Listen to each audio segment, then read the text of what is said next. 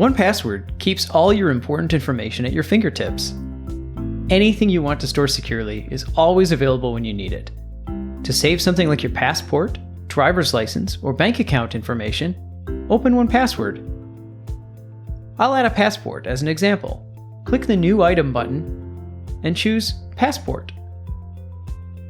Enter your passport details and click Save. Now you'll always have your passport information handy when booking a flight online or filling out a customs form. And when it's time to renew your passport, 1Password will let you know. After your new one arrives, it's easy to update it with your new details. Click Edit,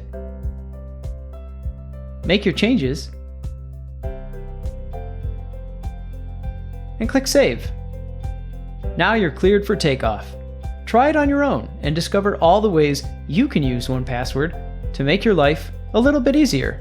For more helpful videos like this, visit support.1password.com or subscribe to the 1Password channel on YouTube.